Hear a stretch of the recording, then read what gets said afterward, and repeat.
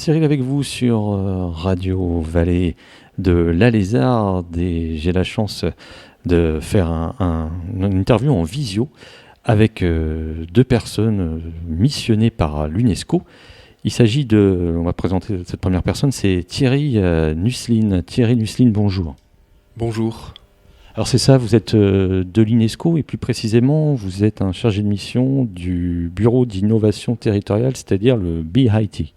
Alors effectivement, on est rattaché à l'UNESCO à Genève, au Bureau d'innovation territoriale. Je suis avec Linda Lindel, ma collègue. Et donc on est en route pour rejoindre Montivilliers. On est parti à pied. Alors vous êtes parti d'où ? On est parti de Genève, on a quitté les montagnes, traversé, franchi les préalpes et là on doit se situer à peu près au niveau de Auxerre, entre Auxerre et Dijon. Donc on arrive. Il fait beau là-bas à l'heure actuelle ? Alors, il fait moyen, je dirais, moyen bof, c'est pas terrible, effectivement, mais ça nous empêche pas de progresser, ça nous empêche pas d'avancer vers la Normandie. Et donc Montivilliers. Alors, effectivement, Montivilliers, c'est une commune qui nous intéresse et qui nous intéresse depuis qu'on nous a invités, que la commune nous a invités à venir à la rencontre des habitants montivilliérois. Montivillon, voilà. Montivillon, effectivement. Donc nous a invités pour enquêter, concerter, puisque c'est notre cœur de métier au niveau du BIT, à savoir qu'on vient à la rencontre des habitants de manière innovante, en proposant des concertations aux habitants qui utilisent des dispositifs innovants. Alors Linda Lindel, si je prononce bien, bonjour.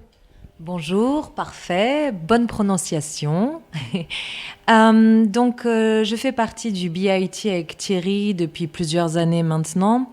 Et le cœur de ce projet, de ce bureau, comme vient de le dire mon collègue, est donc des concertations auprès des habitants pour parler de questions d'aménagement, comment les gens imagineraient leur ville idéale, leurs besoins en matière d'habitat, de circulation, de services au cœur de ces territoires. Et donc, cette année 2022 est très particulière pour nous, car nous allons avoir une présence sur le territoire de Montivilliers pendant plusieurs mois. 8 mois, nous arriverons, je l'espère, si le climat le permet, nous arriverons à temps en janvier pour démarrer une première mission. Et nous viendrons comme ça plusieurs fois sur toute l'année pour questionner donc les habitants sur le futur de Montivilliers. Et la mission s'appelle Montivilliers 2065. Donc ce projet de concertation innovante se tisse en lien avec une autrice de science-fiction, Isabelle Letellier, résidente au Havre, que nous avons eu plusieurs fois au téléphone ou par mail, et avec qui nous tissons, nous écrivons donc ce projet de concertation. Donc Isabelle, elle, mène des ateliers auprès des habitants sur des récits de science-fiction de la ville de Montivilliers en 2065. Donc nous nous sommes appuyés sur les récits, les écrits des habitants avec qui elle partage ce projet.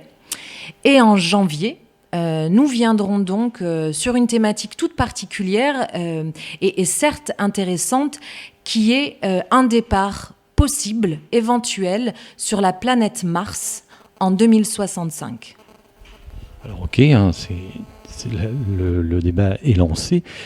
Janvier, on dit janvier, mais est-ce que vous avez des dates précises en janvier ? On sait qu'à l'heure actuelle, vous êtes, m'avez dit, vers Auxerre-Dijon, vous venez à pied. Est-ce que vous pensez arriver début janvier, fin janvier ? On pense arriver environ autour du 20 janvier à 10h. Et ça, c'est la précision à l'UNESCO qui compte. Et donc, on devrait arriver le 20 et être présent sur cette première intervention jusqu'au 23. Donc, ça fait jeudi 20 jusqu'au dimanche 23 janvier, hein, où on sera présent dans la rue. On sera présent également dans un atelier qui devrait nous être mis à disposition. Je crois que c'est Henri Lemonnier. C'est les Hallettes, plus connus sous les Hallettes, sous le nom des Hallettes, la rue Henri Lemonnier. Les Hallettes. Exactement. D'accord, donc on sera sous les Hallettes, au 8, exactement, rue Lemonnier, où les habitants pourront venir candidater à un départ possible sur Mars en 2065. Donc on recueillera à la fois, je dirais, les motivations des habitants. On évaluera les aptitudes physiques, psychologiques des Montivillonois, Montivillones, effectivement, leurs aptitudes à un départ possible. Et puis on cherchera surtout à évaluer qu'est-ce qu'ils auraient ou qu'ils souhaiteraient emmener sur Mars, leurs éléments intéressants, les éléments à quels ils tiennent dans la commune, et aussi, pour ceux qui vont rester, évidemment, quels sont les éléments auxquels il faut prêter attention, voilà, en attendant le retour des Martiens. Ok.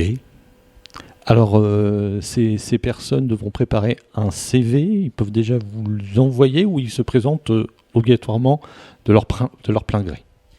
Alors, tout l'enjeu de cette rencontre, de ces rencontres avec les habitants, réside dans la spontanéité de la rencontre. Donc, nous sommes en train de travailler en lien avec la ville sur des points névralgiques de rencontre de ces potentiels habitants. Donc, quel lieu fréquentent-ils? Quelle rue fréquentent-ils? Et nous irons comme ça, spontanément, à la rencontre de ces personnes, pratiquant Montivilliers quotidiennement.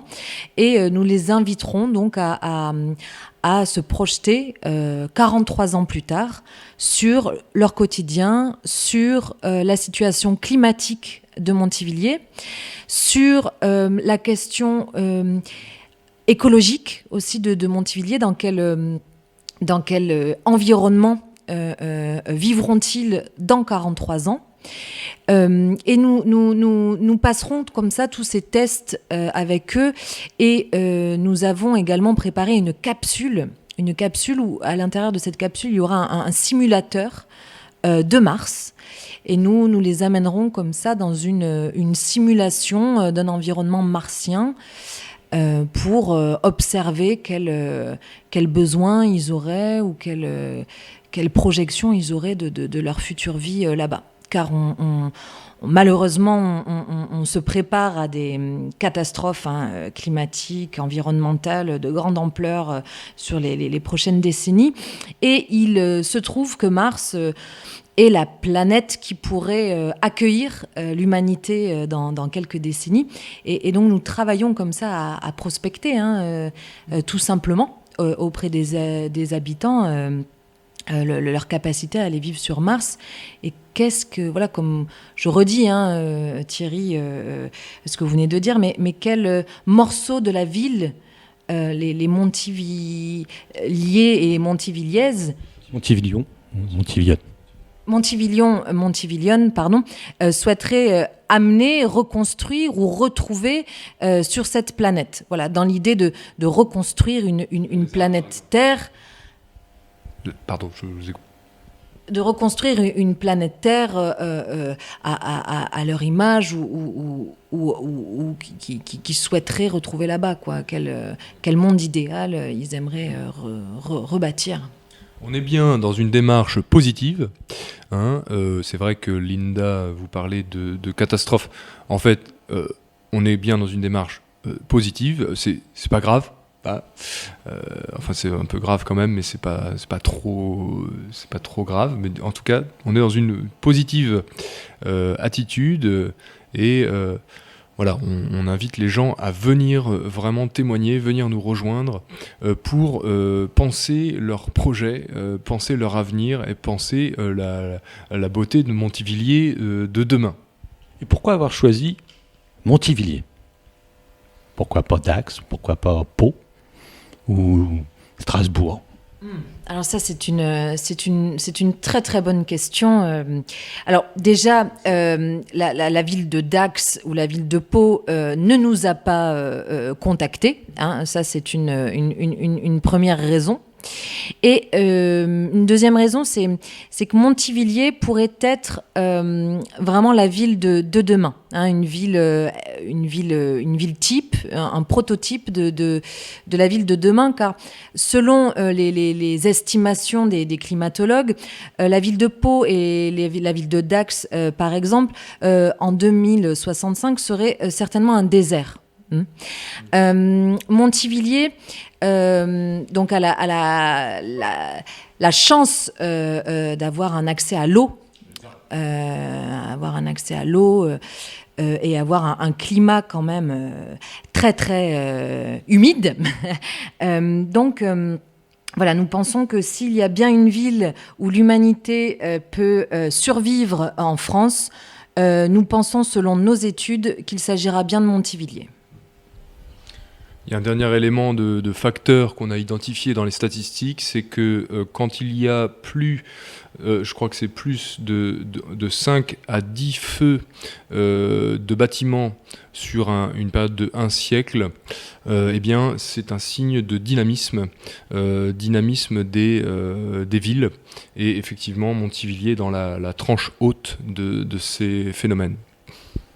Ok. Vous voulez rajouter des choses? Pas spécialement.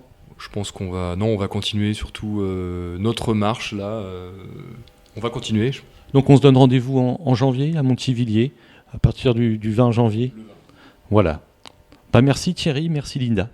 Et puis bonne marche alors. Merci. Merci.